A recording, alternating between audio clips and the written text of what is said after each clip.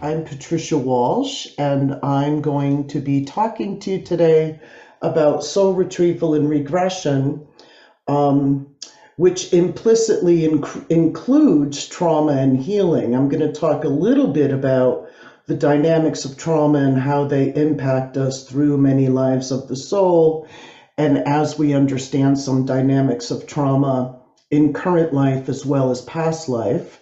But first, let me just tell you a little bit about myself. I know Carol already told you a little bit about me. For 30 plus years, I've been working in what I call healing work based in shamanic principles. And that's healing work that I started as a hands-on healer. And when I was working hands-on with people, I was starting to kind of, download some of their current life traumas and then track them psychically into past lives. And I could see the same dynamics of what we call soul fragmentation, or what shamanism has brought to us as an understanding of soul loss and soul fragmentation. And then, I wanted to have more of an ability to process that with people. Because what I find, and I know people that practice soul retrieval in a kind of, it's hard to say, this is way too long a conversation, but I won't go too far down this road. But some people that practice neo-shamanic practices such as soul retrieval, often find that there's a limited amount of success in that. And that's even in modern day indigenous shamanic healers. And there's a variety of reasons why that is. Some of it is the decimation of their culture and tribes, because that was all an intrinsic part of the human psyche's way to be able to reintegrate fragmented parts. And another part of it is that some of these things that lie within the recesses of our soul, some of these traumas are so deep that just going and grabbing the parts and bringing them back isn't enough. And I'm going to explain to you why in a moment. So in my own experience, I wanted more of a direct, where the person could do the retrieval process themselves, which then led me to Roger, who I met, and then I trained with him, and we worked together as professional partners, teaching and sharing a practice for 20 years until he passed away, and I've been continuing the training program. Now, through all of that work, I collected thousands and thousands of case studies from myself and from workshops and from students and so on. And because I had crossed it already with evolutionary astrology, I wrote this book, Understanding Karmic Complexes, which combines these two very kind of divergent yet very symbiotic techniques. And, I collected several thousand case studies and then wrote this book, so that to a certain degree, it's as empirical as you can get when we're talking about two, esoteric subjects such as astrology and past lives. So anyway, let's start here. So this is just a simple saying by Faulkner that says the past is never dead. In fact, it's not even past. And I think in today's society, we tend to think, and I'm using that word intentionally, we tend to think that if we are over something in our head, that we are over it. And a lot of what I would call our reductionist, materialist society agrees with that and condones that. Basically, saying to us, get on with it. Again, a variety of reasons why, you're supposed to be a productive citizen. We don't honor the depth of the psyche collectively. I know groups of us do, probably all of us gathered here do, but collectively, it's not so prevalent in Western society. So we tend to get this idea, and then our therapeutic models follow that idea that, if we think we're over it, we're over it. Well, the reality is we're not. The past is never dead. In fact, it's not even past. And, part of this is a truism in the way that the subconscious functions. So if we think of, and I'll probably cross-reference to some of the things of shamanism, like the three worlds of shamanism. If you're not familiar with that, they talk about, many indigenous traditions talk about the levels of reality and the levels of our consciousness having three main levels. And that's the upper world, the middle world, and the lower world. And in those three levels of consciousness, we can make a sort of loose correlation to what Freud called the superconscious, the preconscious, and the subconscious. So the preconscious layer being that which is aligned most to our present day awareness. What you're doing right now, paying attention, so on and so forth. And then that is the dividing line between what we might call in more new age circles or alternative circles our higher consciousness, and what they would call the underworld would be more of our subconscious.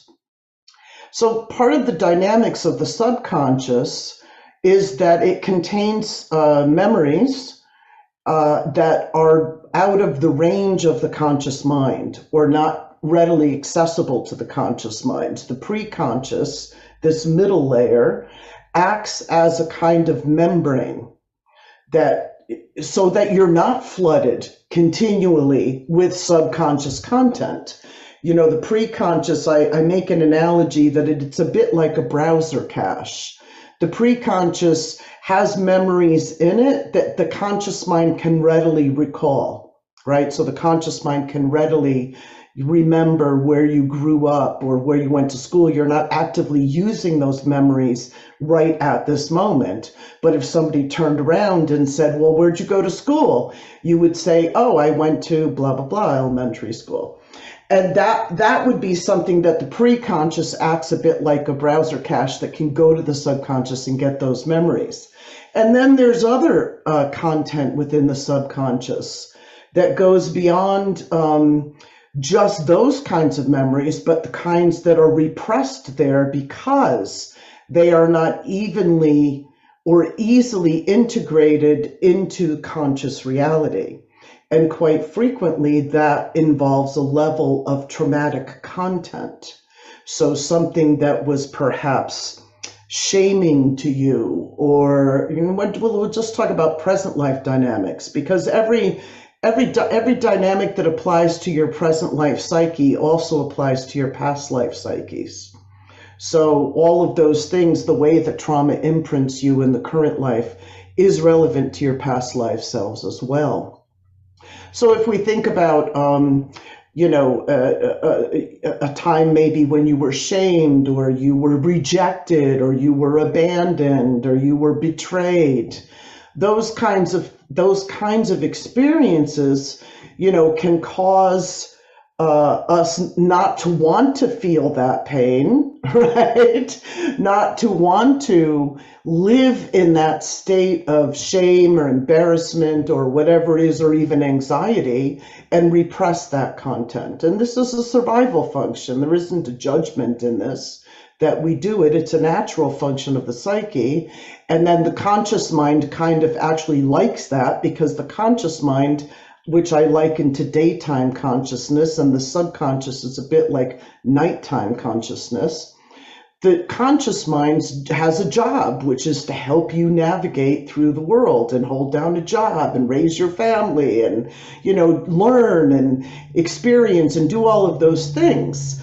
And imagine if you didn't have, and in fact, we can see when you don't have a healthy division of those three worlds, we see people that are overwhelmed with content of the subconscious in extreme, in extreme pathological mental states, such as schizophrenia or, excuse me, dissociative identity disorder, we can see people that are flooded constantly with the content of the subconscious, which then also brings us to an understanding that the subconscious is not just your individuated memory, but it's also collective memory. And this is something that Jung talked about.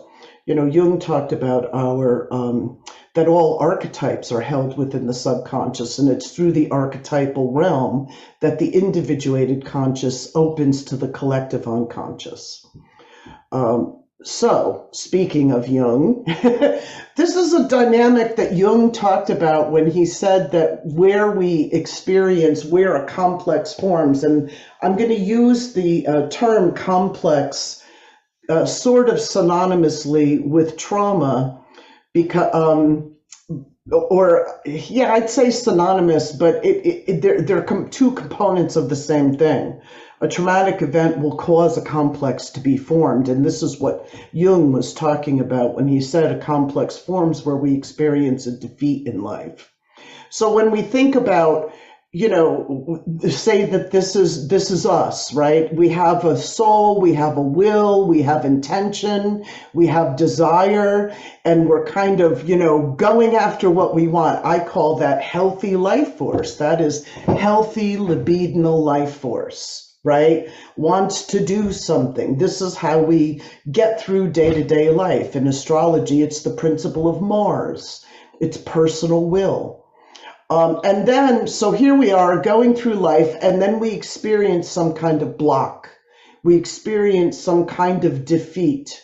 Jung used that term in general, defeat in life. And again, that can relate to something on the physical level, right? Like an abuse or an attack.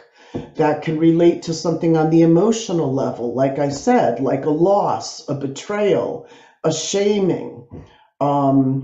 That can relate to something on the mental level. Somebody says, you're stupid, or you were raised, somebody going, oh, you're stupid. And so all of those things can cause a shutdown of part or a repression of part of the psyche when you experience that kind of opposing force, right? When you experience this wall that you run into. Now, PTSD, what we call PTSD today, is understood as part or intrinsic within the dynamics of PTSD. It's understood that there's these functions, natural functions of the psyche. When one cannot fight or flight, which is a natural will instinct, right? Natural libidinal instinct. Something is happening to you. You're walking down a dark alley and somebody's following you, and then all of a sudden you run into a dead end in the alley and you turn around and this person is holding a weapon, and you can't fight because you have no weapon. You can't flight because maybe there's no way past that person. There's a freeze that happens. So when you can't fight and you can't flight, there's a freeze. And when that freeze happens, because the initial impulse of the natural libidinal impulse of wanting to protect oneself by either getting away or overcoming the obstacle or attacker, whatever it is unable to be complete, the impulse that was in there goes underground. And by that, I mean, it goes underground because it's frozen. And it goes underground because it's unable to be expressed. And it lives in the subconscious in the state that it's split off, right? So this is when we talk about, and I'll use it, I've worked with many veterans, and I'll use that kind of example because it might be something we all maybe not experienced but can understand.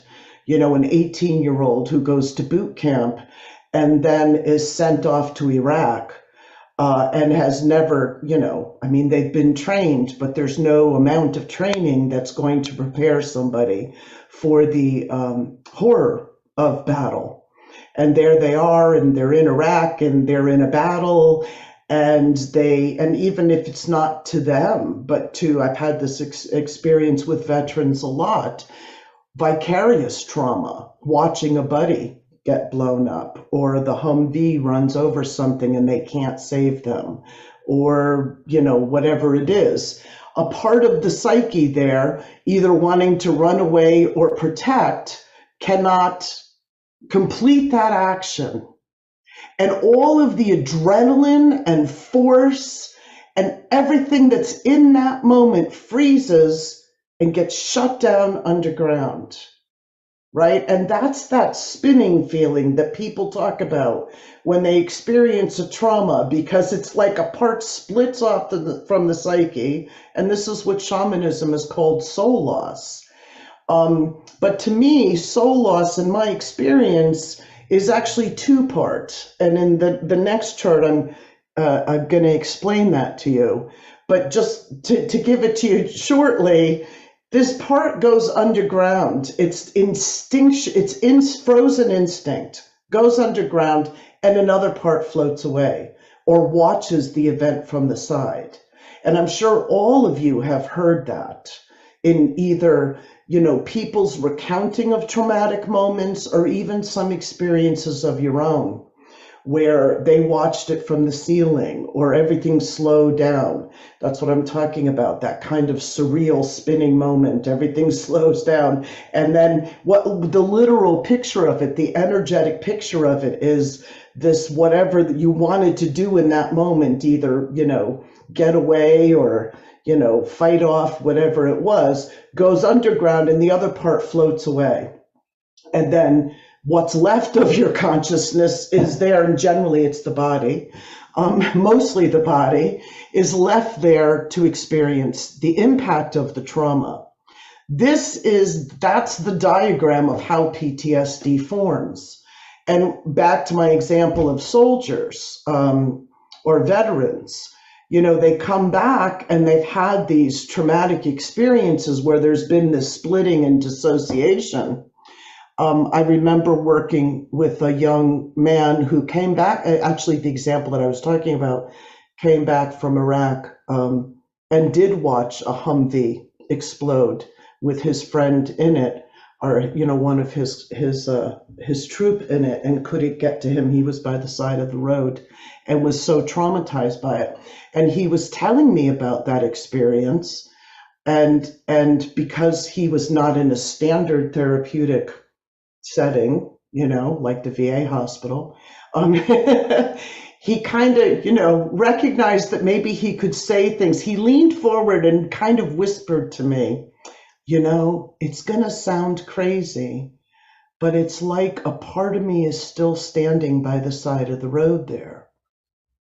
And of course, I affirmed that's because it is, right? And this is what this ancient indigenous knowledge of, that we would glean from the understanding that past or archaic ancestors brought to us through the forms of shamanism.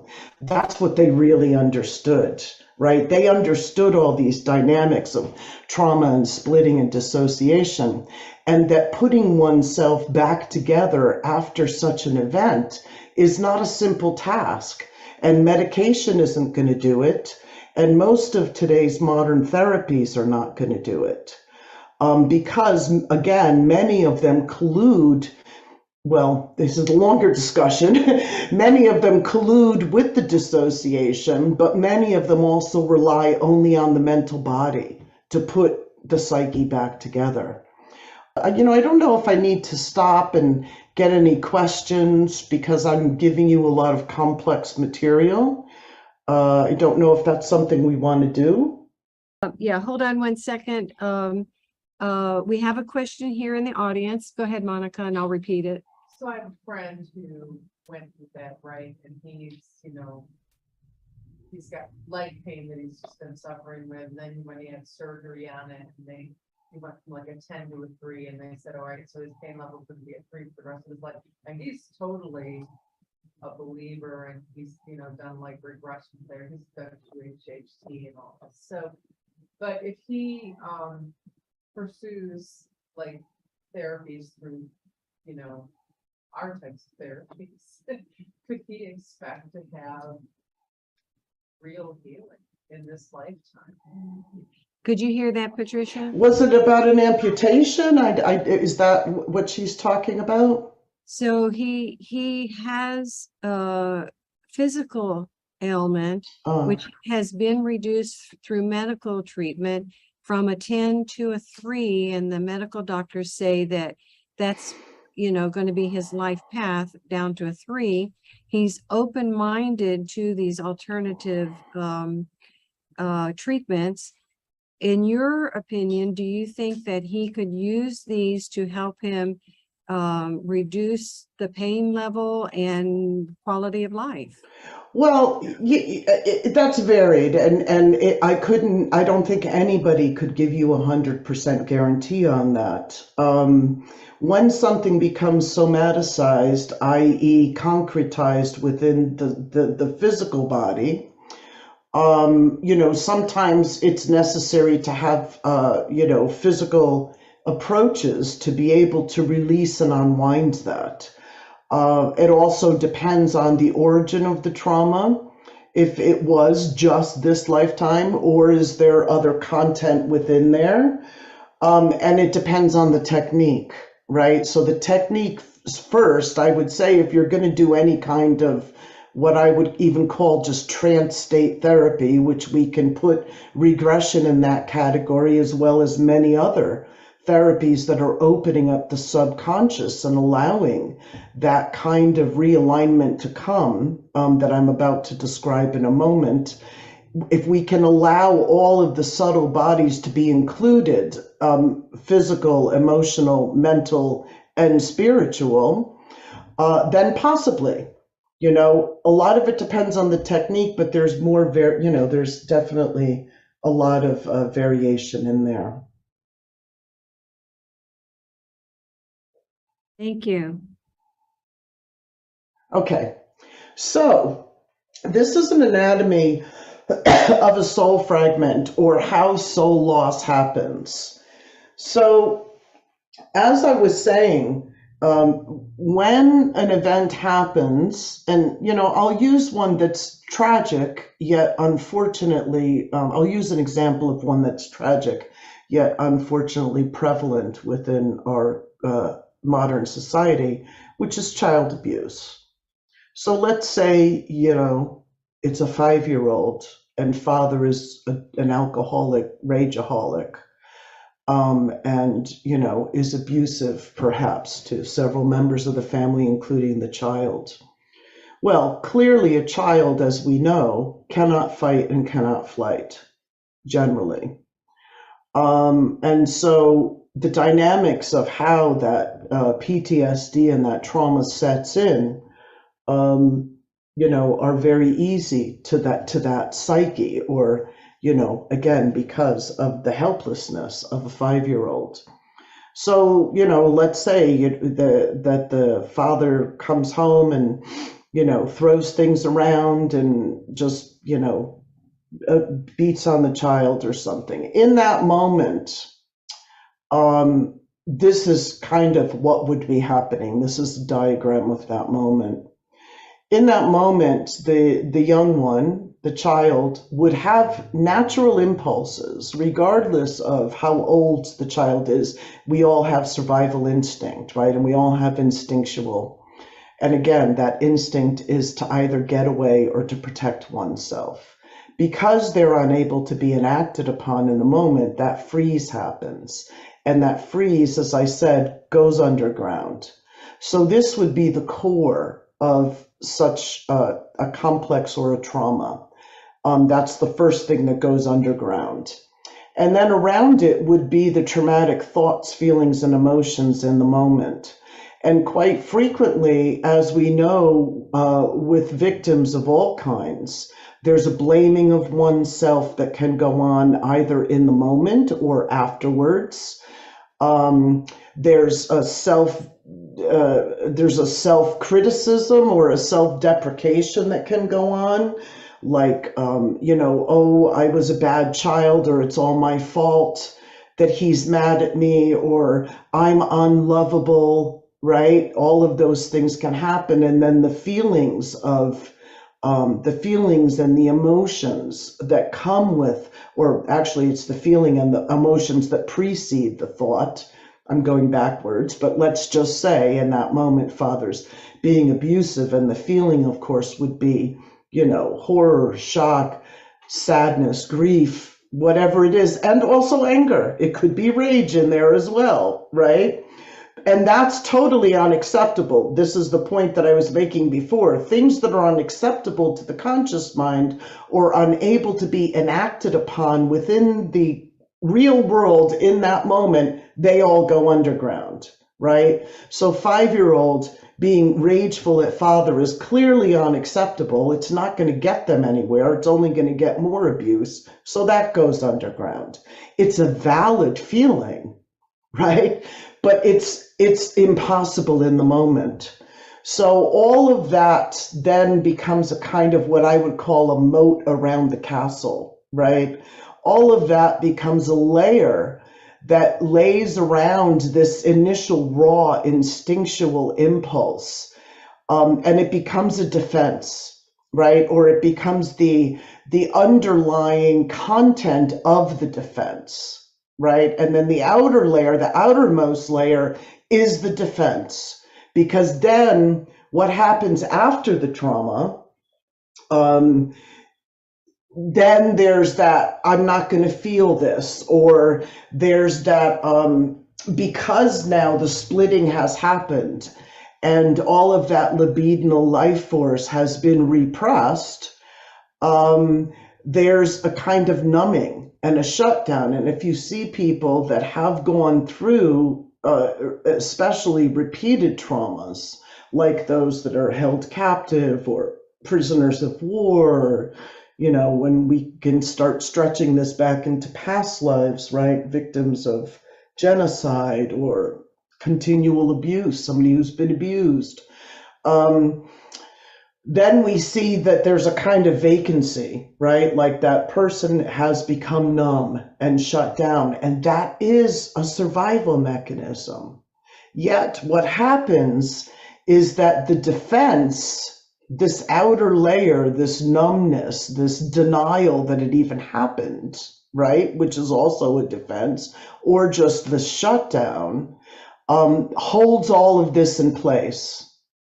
And simultaneously, while this is going on, and back to the example of the abused child, simultaneously, when this is going on, another part of the psyche splits and kind of flies away. And I would call this the counterpart to the healthy life force potential. So when I do soul retrieval with people through regression methods, either present or past life, it's essential to do both of these parts to reunite the split psyche, right? Because this split has gone on. Now, traditionally, when people think, or I would say in neo-shamanism, modern day, what's kind of become westernized, when people think of soul retrieval, they think about, the shaman taking a flight, in the psychic world, in the astral world, journeying to find this part that's gone away and bring it back. Well, by this diagram, you can see it. You can't just shove it back in there without clearing the defense, expressing all of the thought, feeling, and emotion, and realigning it with the impulse, which is very physical, right? The impulse is so instinctual, it's below the threshold of consciousness. You can't cognate your way out of that. It is a simple inaction, right? And this involves often cathartic methods to be able to reach what was this frozen impulse, right? So if I were working with somebody, which I do a lot in my practice, if I were working with somebody who experienced an abusive childhood, we would regress back to that event, right? And that person needs to be, and here's part of the clue, that, as I said, this in the subconscious, when something splits off, to the subconscious, everything is happening now. There is no past, present, and future, which is why when people have PTSD, right? For example, let's take our soldier, roadside bomb, kills a friend, is walking down the road after having come back home and the car backfires and he's back in the moment, right? Back at the roadside. Not often by memory, but by what we call affect. So all of the anxiety and the trauma and the instinct and all of that rushes to the surface, temporarily overwhelms the conscious mind, right? And that's what they medicate them for, right? That's what they do to treat PTSD is like, well, we'll just numb you down, right? We'll continue to numb so that content won't poke through the surface again when you're triggered, right? And the other thing about the subconscious is that, and when I would say that this is all very subconscious content, right? We might be able to touch into some of these thoughts because they'll exist as a complex. So, beaten child who says, I'm bad and unlovable, will continue to exist as a complex through the entire life.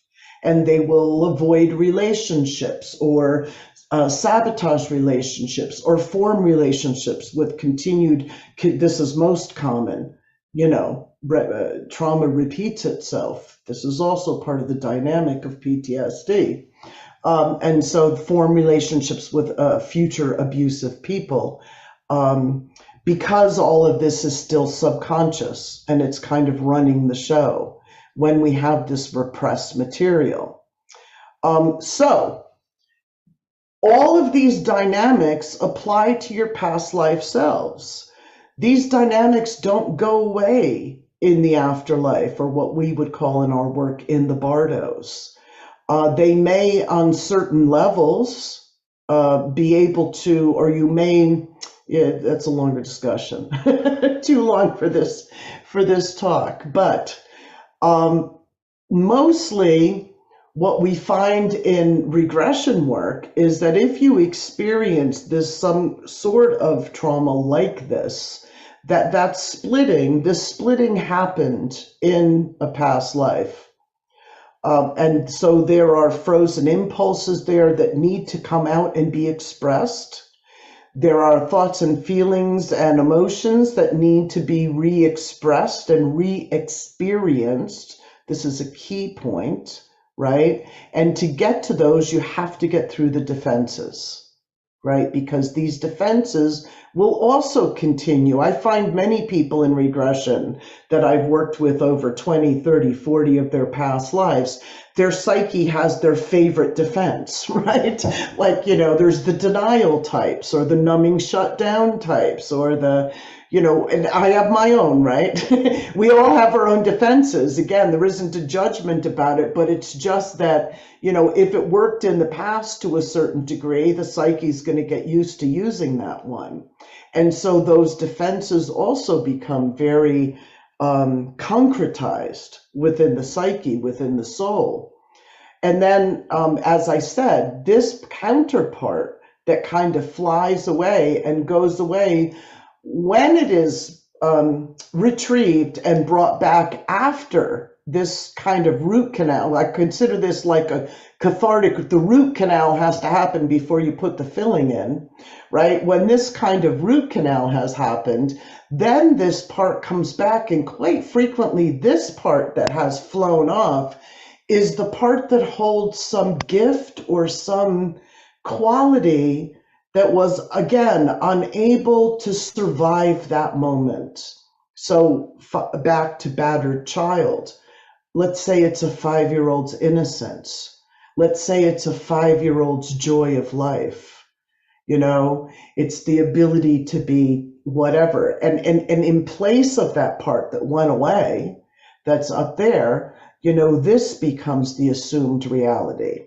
Right? So that healthy part of the child that knew that they were lovable, yet experience that flies away, and then they become, these thoughts and feelings become the reality moving forward from that moment. I am unlovable. I am bad. It's all my fault. Those kinds of things accompanied with that deep affect, right? That deep emotional charge that is, they're cemented together. All right, so let me give you an example of how this plays out in past lives. So this is a woman who was in a workshop, and this was a demonstration in front of the workshop. It was a training, it was a professional training. And she has had breast cancer at the moment when she was at the workshop, and was in recovery and wanted to work on some of what may be behind that. And in our work, isolating the core thoughts, feelings that are beyond the defense is part of the way that we get right to that core. And so, she had a kind of history. She was a nurse, so you could imagine she was a helper healer type, had a, really big heart, very giving person, etc. So you could imagine, though, that all of the kinds of complexes that can be around that being the helper healer, right? And so in exploring all of that, and then using an induction to go back to where that imprinted, she went back into a life as a kind of medieval peasant young woman who was living fairly happily with her family, father, sister, mother, doing things that medieval peasant people do, grow food, hang out in the village, right? Do all of those things. And then the plague came, or a plague came. And, of course, the village, the community is upset about all of this, trying to figure out remedies. And she, of course, had worked with her mother in collecting herbs and all of these things. And she's helping the village, they make food, bring it to the sick ones, and nobody really understands what's going on, except that people are getting sick and dying. And so she's very involved in trying to help her community. And then the plague hits home, and it hits her father, and her father dies first. And she's in terrible grief.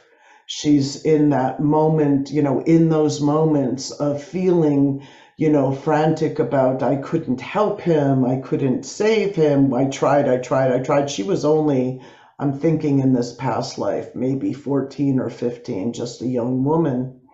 And eventually it kind of hits all of the, this is this model of the three worlds that I'm talking about. This is with the lifetime, right? This is the earth plane where that life is happening. And she, so she's there, in the midst of the village. It then hits her mother. And then it hits her sister. And the sister was the worst, because as it got progressive and more threatening and taking, close loved ones away, she went in overdrive of trying to save them, not sleeping, not eating, just frantically and just a nervous wreck. And each time somebody died, it was like a part of her split. But her sister was really like the linchpin. So it was like she was clinging onto her for her last breath, and just, until her body went cold and she wouldn't let go of it. And she was just sobbing and sobbing and sobbing. And now, we've heard of this, or maybe you've even experienced it in losing a loved one. We use language like that when parts of us go away with those that we've loved through the gateway of death, they took a part. I can't live without them. They took a part of me with them. I'll never recover, right, from these kinds of losses. And so this was really this progressive kind of splitting and soul loss. But we would say that she basically, the big splitting happened through grief, through the trauma of grief, and that part of her died when her family members and her sister died and never came back. And then eventually the plague got to her and she died from it.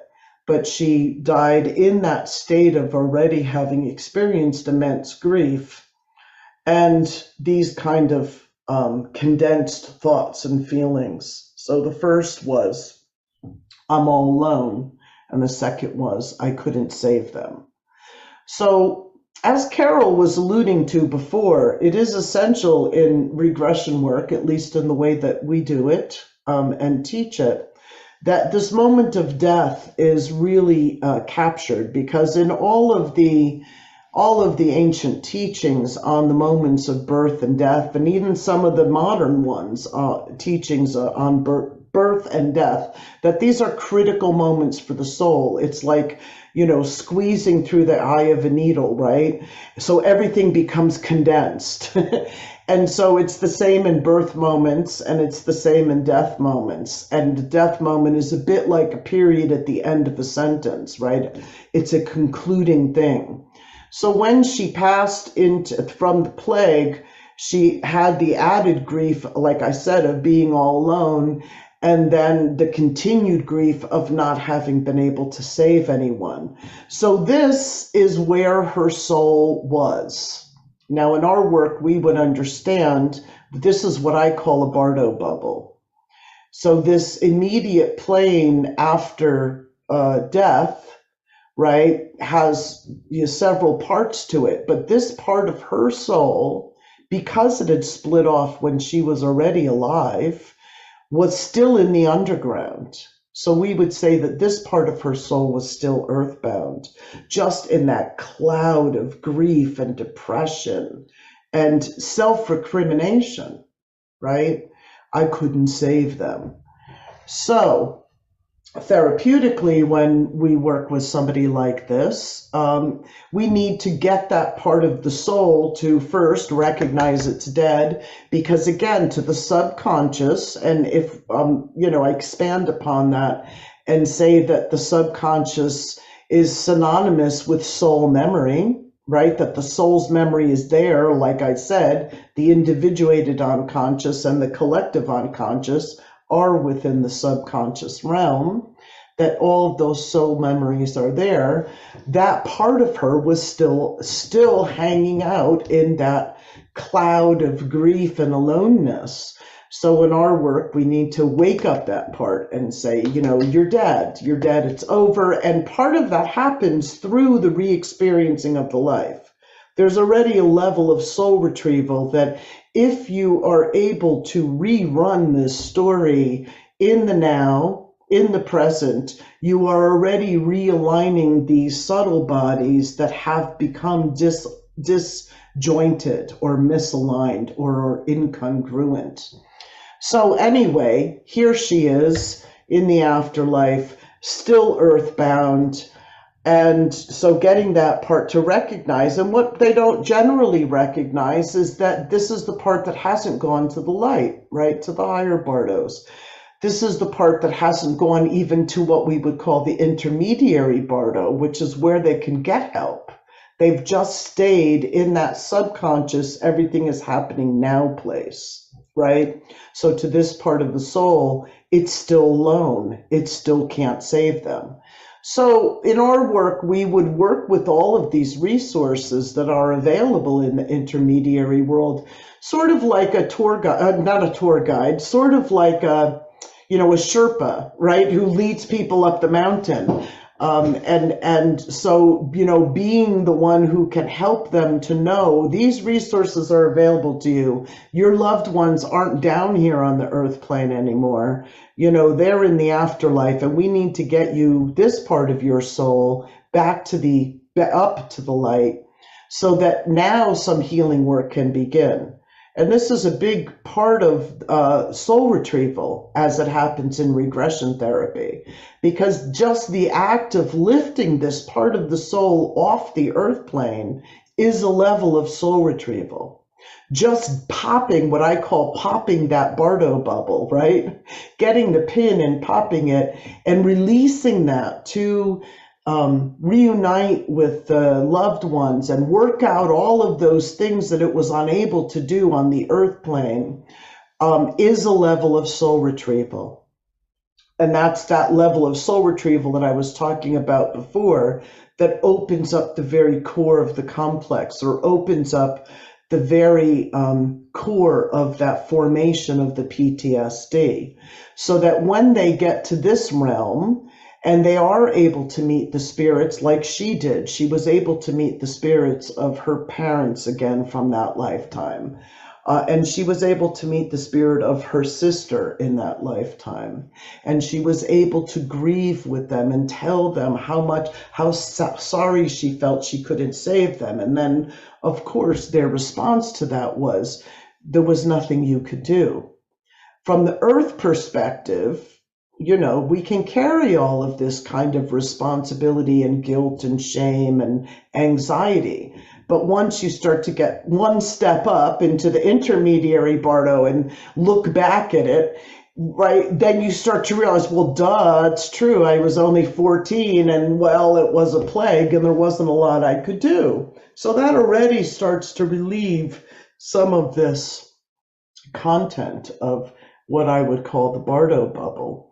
But that's through enactment. Again, that's through the treating the memory as we know it lives in the subconscious as now, right? And releasing it with the same kind of method, or not even method, with the same kind of energy in which it was repressed and or split and fragmented. And by that, I mean that, if that part of the soul has been floating around in some medieval village, still earthbound, missing its loved ones, and we bring her to the middle world and she's able to re-meet them, her body's going to want to hold them, right? This physical body, which is the counterpart to the etheric body. And that is going to relieve, right? That alone is going to relieve that missing them. So all of this, ability to use catharsis and again, is part of the soul retrieval. And then what a lot of people think of as the objective of regression therapy is then to go to this higher realm to get the big picture, right? The spiritual perspective. Once this part of the soul is resettled here in what we would call the intermediary bardo, and has been able to do all of the things it wasn't able to do, that's the principle of this middle world. Do now, this is actually, in shamanism, this space is more the underworld. This is the middle world. This is the upper world. So this part that's been frozen in the underworld is unfrozen and able to do what it couldn't do then, which is the principle of this. That starts to unravel the complex. So the core of this complex of being a savior, right? And feeling that one has to be driven by this deep guilt and grief carried into the future as this woman today. Right. And so here's the crux of how this played out in her lifetime. Serendipitously, right, or synchronistically, this regression happened on the exact 1-year anniversary of a friend of hers who died of cancer, which she nursed through that. Probably a couple years, it was a year earlier. So I don't remember how long it was prior to that her friend had been diagnosed. But remember, this woman was a nurse and a helper and a healer. And so her friend contracted cancer or had cancer, and she nursed her through that and then lost her. And then on the year anniversary of that loss, she was doing this regression. And she wasn't conscious of that. It became clear in the afterlife when the sister reappeared in the afterlife from that past life. She appeared as her friend that she knew in this lifetime. And this huge realization came to her in this moment as she was looking at her, and her friend said to her, yes, it's true. we did do this story already, right? We've done this before. You did lose me in the past. And she said, yes, it was me. You did go through that loss, and you went through it again in this lifetime, but I'm here now to watch over you and to tell you that it's time to take care of yourself. Stop being the savior. And that popped the complex. That was like the final straw of popping this that carried over into her life today as being the superhero savior on overload, which we do know often can be behind, especially breast cancer, right? That complex of needing to constantly give and give and give and give, with all of its emotional content that drives it, behind it.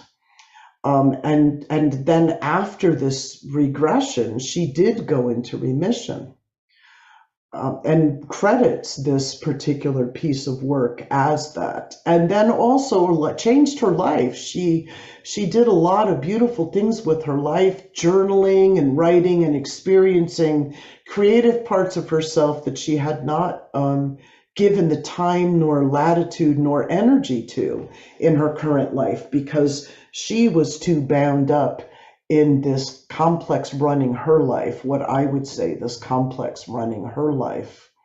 And so this is an idea of how this plays out. Now, in this upper world, just to give you a picture of that, this is where you get that kind of big picture from the spiritual perspective.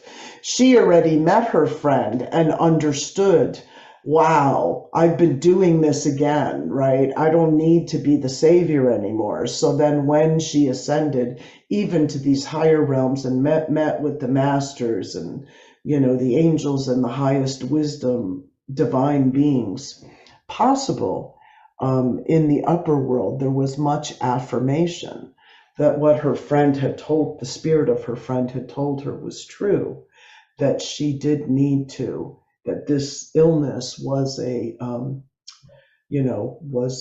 harbinger of this message of take care of yourself, stop, being the savior.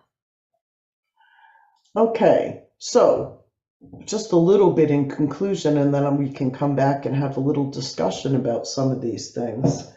This is what Jung was talking about, and this is what I mean when I say that these complexes are not, or these traumas are not simply resolved by knowing about them. And it's, Jung knew this also, because he did get a lot of his work from Freud initially, who talked about repressed content a lot, right? And how that affected the present day consciousness, or the existential consciousness. So as Jung was saying, he said, as we know, a complex can be really overcome only if it's lived out to the full. In other words, if we are to develop further, we have to draw to us and drink down to the very dregs what, because of your complexes, we have held at a distance. And what he's saying goes back to my diagram. You need to go to the core where you don't want to go, which is where the terror and the anxiety and the depression and the grief and the whatever emotional content is there, that again, the psyche split off for a reason so that it could get on with life, right? It did it for a reason. It's a natural function of the psyche, but in order to realign all of the content that's held in the subconscious within the core of that complex, and to unravel the complex and the trauma, one needs to first summon the courage to go there, right? And then to draw, as Jung is saying, draw it to us and drink it down to the very dregs, right? That is to tease it open and to give it expression, to give it the place to be able to be reassembled within your current consciousness again, by reenactment, by going back into it in the now. This is the beauty of regression therapy.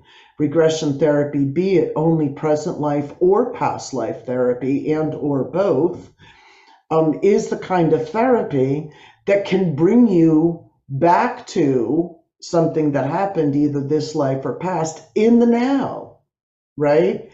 And it's there where you are opening up. That is where you're reliving it. And again, this is my summation of Jung's thoughts and the work. A complex can only be healed once its emotional content is discharged and assimilated emotionally. And as I always say, either you run your complexes or your complexes run you. And back to my example of the plague, the woman who went through the past life plague, she was run by that complex for many lives. And this is what that savior complex, we could put that whole thing into a package and call it a savior complex. Yet at the core of that savior complex, again, back to the diagram, was all of that deep repressed content, right, of grief and of loss and of guilt. And those are the kinds of things we generally don't want to walk around feeling 24/7. So they are repressed in the psyche, but it's the same with the soul's past life memories that have that kind of content. They are deeply repressed within the soul memory, yet they still run the story, right? And this is something that Jung talked about. He said that complexes are autonomous. In other words, when they split off from the psyche, they have a life of their own. They are living just like that picture of the girl hanging over the tombstone, still hanging out in the astral plane today until that session, feeling all alone and couldn't save them. This is what all of our little split off parts are doing. They're still living within the basement of your subconscious, right? Running their stories. And as they're running their stories, they are subconsciously running your life. So either you run your complexes or your complexes run you. And that is an essence of soul retrieval. And again, as the Master Jung said, until you make the unconscious conscious, it will direct your life and you will call it fate. Right? So the more that we, again, summon the courage, the ability to be guided through our defenses into this kind of content, make it conscious, exhaust the impulses that are in there and give those impulses expression, and reintegrate them back into the psyche, we are driven by them, and that's often what we call fate. You know, when we can say these sorts of things, we say these sorts of things to ourselves all of the time. Like, you know, I always say, if you want to start to understand your complexes, just finish the sentences, I always or I never. Right? So those are scripts that we believe this is the story, right? So that other woman I was talking about, I always have to do it alone, right? That kind of thing. So when we run those kinds of scripts, they are running our lives. Yet the real content of them, just like Freud's iceberg, right? What we know of ourselves and our reality is just the tip of the iceberg. All the juicy content is under the ocean, and it's up this big compared to this. So we can have some discussion about that, some questions. Okay, Monica, you had a question? Yeah. Hi. So I have two interesting kids who both came in young, same thing what my son used to say when he was upset. I want to go back home, even when we were home. But my daughter, she used to, when she was younger, like 3 years old, punish herself. She used to go into timeout and we'd say, why are you doing that? And she'd say something like, oh, I dropped the plate. And we'd be like, no big deal. It's fine, Samara, that sort of thing, and even now, so we would be like, we can't punish her because she's overly dramatic with the punishments, it's not everything she thought was she did wrong was really no big deal. And she was so like overly sensitive and she literally never did anything wrong. Now she's gotten older, her social anxiety is off the charts, and we're always like, okay, should we really punish her when she does anything, so I'm, and then like we would be in New York City and she'd like, my aunt lives there, and she'd run away and he'd be like, wait, hold on. She'd be like, I know this area. So well, you don't know it anymore, so stay with us. So now when I talk to her, she's like, I don't remember. Right. So she's going to be 16 next week. So I'm thinking as we're sitting through all of this, obviously I believe all of this and very evident. I don't know how much to push her because my son is 1,000% on board, but I'm not so sure that she really is. But she goes through highs and lows with everything. She's got serious social anxiety, but I think it may be from previous lifetimes, all of it, because it started when she was, 3. Well, and this is the point, though. These things don't go away in between lives, despite the picture that we get from near-death research. And I have my theories about that, again, after working, with people's tens of thousands of people's psyches, in 20, 30 years.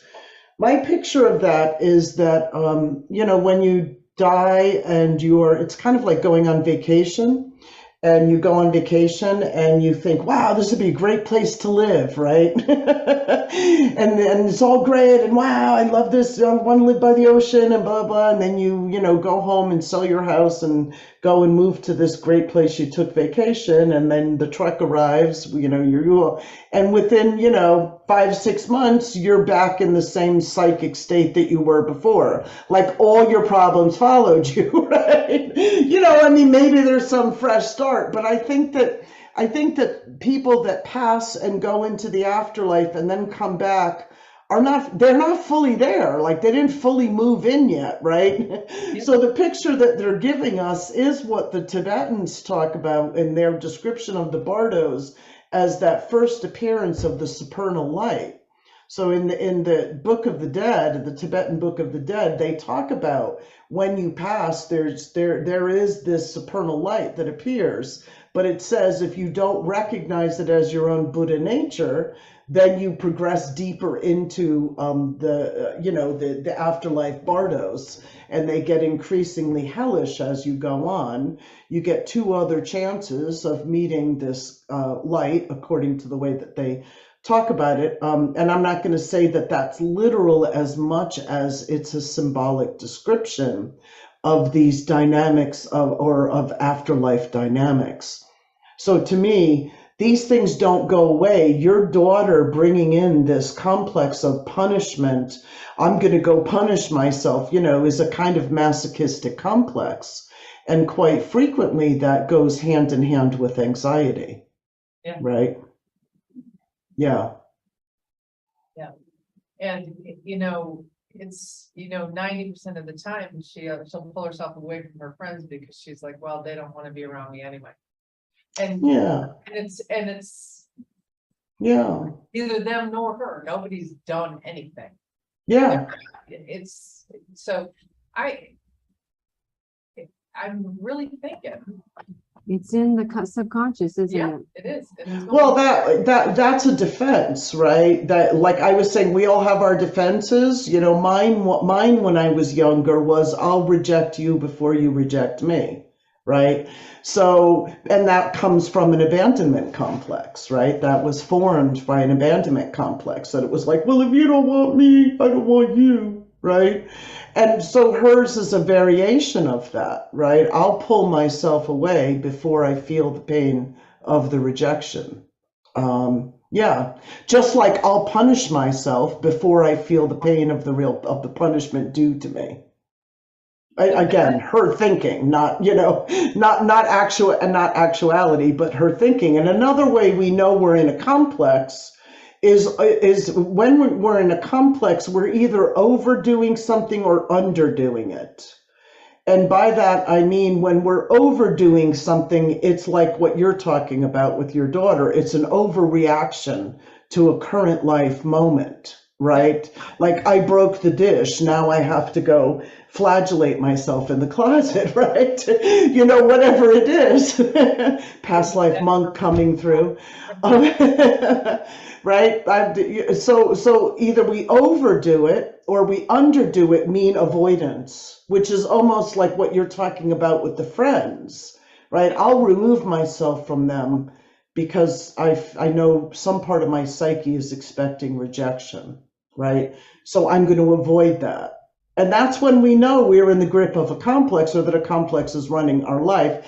And, you know, as my book was titled, karmic complexes, they're not just formed in the current life, they're formed over many lifetimes. Right. Yeah. And I appreciate that. Thank you so much. Yeah. Sure. We have another question from Olga. Hi, Patricia. Hi. My name is Olga. Actually, I have a 3-part question, so I can start with one and then we'll go from there. So how do you know when the person has a soul loss? We all have soul loss. You know, if we were running on full battery, we'd all be enlightened and we wouldn't need to be here. Right? Pretty much you'd be running on full wattage. You know, most of us are, first thing, we have collective soul loss, right? But individually, I mean, we're all born with some level of PTSD. So the second question is, in shamanism, shaman goes, I understand that goes into a different state of mind, and then it goes to the underworld to find that soul loss of a person. So in your work, you regress the person to that trauma back, right? So what is the difference, I guess, or what is your approach? I mean, like, I understand you go back to it and the person maybe realizes something, like, what is the difference? It's not, this is what I mean about the mental body only. It's not just realization. You can know your complexes, but that doesn't mean you're over them, right? So these parts that are buried in the subconscious don't come out of hiding just because you uncover them and find them there, right? As Jung was talking about, they need to be fully enacted, right? They need to be brought back into the fold of the consciousness. So there's the difference between having, so the two models of, you know, the classic model of shamanism, or again, you know, I want to say this about shamanism, because a lot of us know shamanism only from the neo-shamanistic traditions, which are not really traditions. They're appropriated from cultures and brought to us usually by people who have either become westernized or are Westerners themselves. In the deeper shamanic traditions, in the indigenous, they're very hard to find, because it's hard to find indigenous tribes that have not been decimated by Western society, unfortunately, that exist in their pure state. But there are some examples. The Australian Aborigines are part of them. But there are some traditions that have carried through. An example of a beautiful example of the way that the indigenous consciousness looks at soul retrieval, rather than the way that it's carried forward in the New Age, is, and this is a modern example. This was a young man who was a Native American who went to war in Vietnam and came back devastated. And he felt so devastated, he never went back to his reservation land and became one of those people that we know about, that, you know, homeless, drug addicted, alcoholism, all of that. Until somebody from his tribe or something encouraged him to come back to the reservation.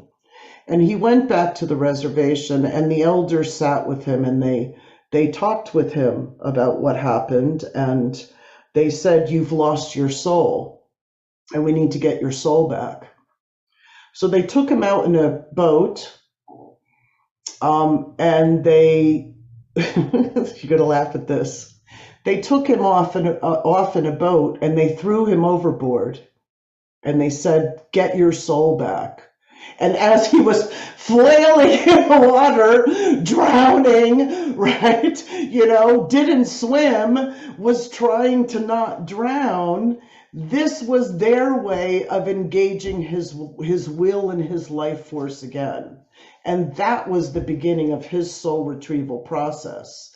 That's vastly different than this picture that the shaman goes into a trance and goes off and gets, it's not always in the underworld, it can be in the middle world or the upper world, goes off and gets this part and brings it back, right? So that's their understanding that something needs to engage that healthy libidinal life force that's been locked away. That was their way of doing it.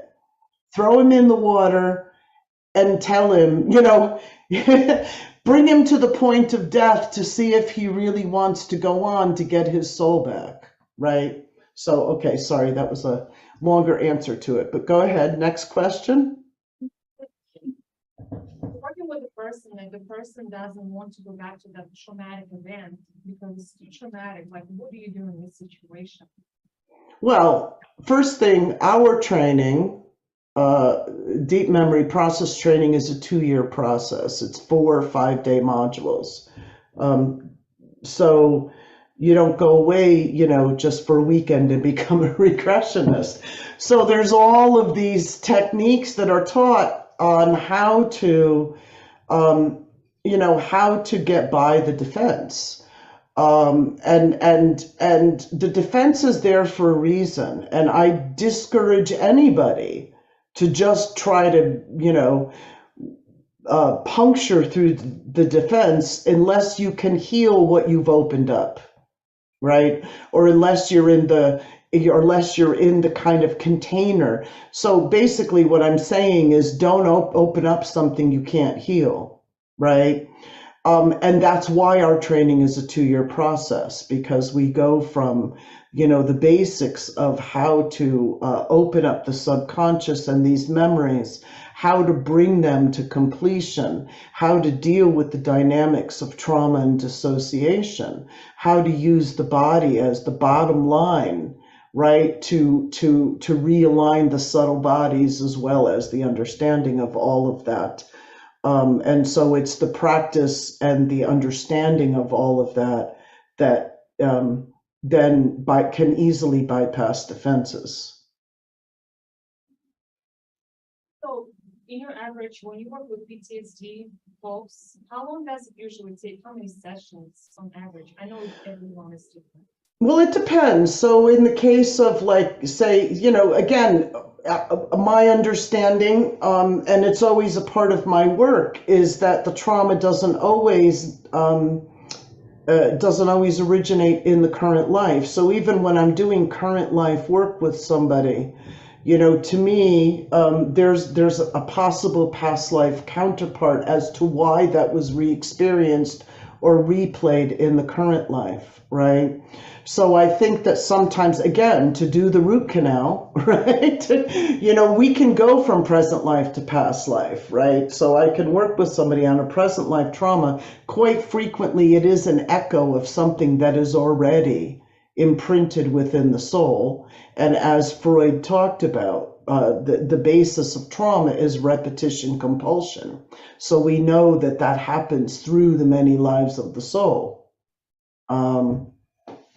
So I would say that the current life, working through the current life and then through the past life, and then the other thing that happens, because there is repetition compulsion, there's usually more than just one life that holds the full charge of the complex, as well as the fact that memory is associative and it kind of stores all of these little complexes, or it stores all of the memories in a similar file. So if I was talking about abandonment complex, like I said, which is one of mine, abandonment complex, when you open up that file, you're going to find there's several different stories in there from different angles, right? I always say it's like the soul experiments with the theme, or once it sets its foot onto a path, quite frequently that theme is then played out in all different variations. So, you know, in some lives I was the abandoner, then I was abandoned, then I was orphaned, then I was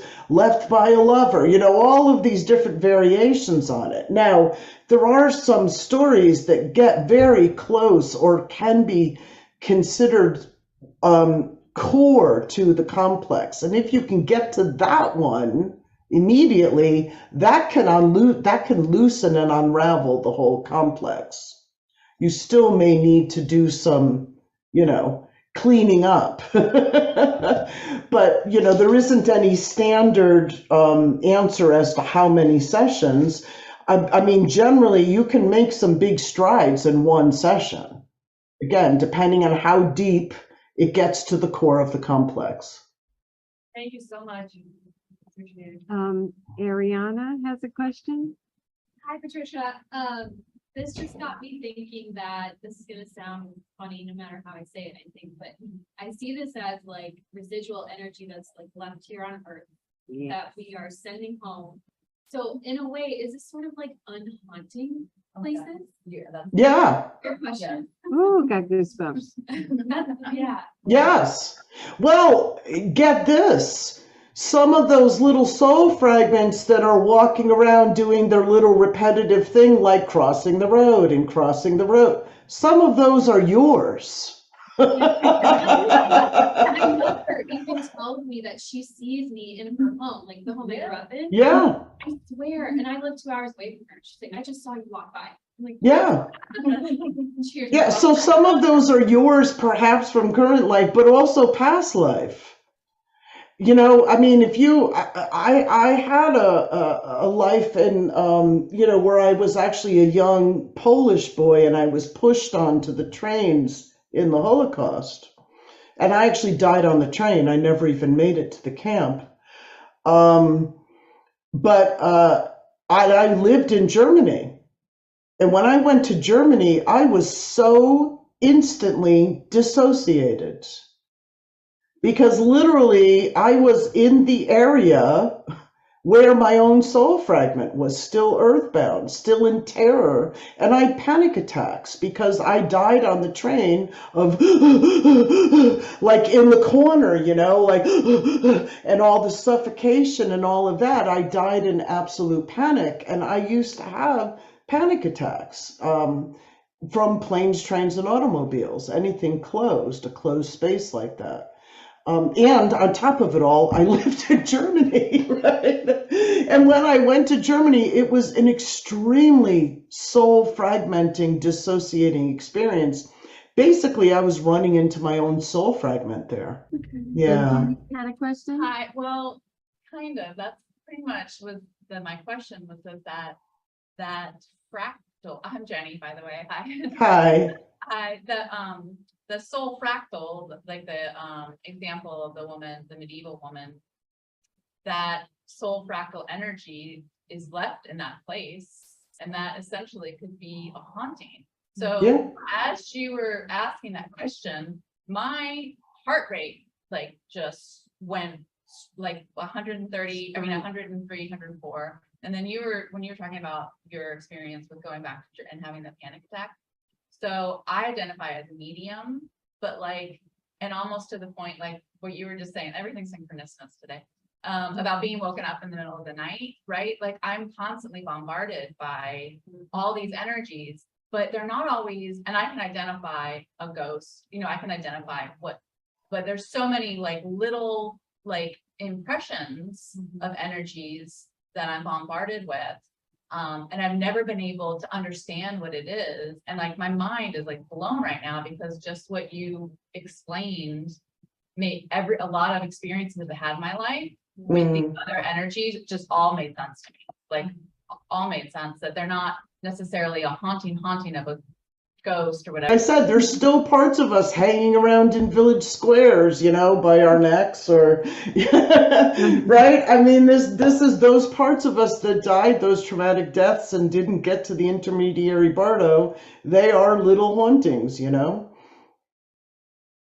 This is awesome. And you know, all of these different modalities and you have so many that you intertwine together. It Yeah. really gives us a way to be able to bring wholeness to all of these aspects of ourselves. So I'm so thrilled you were able to join us this year.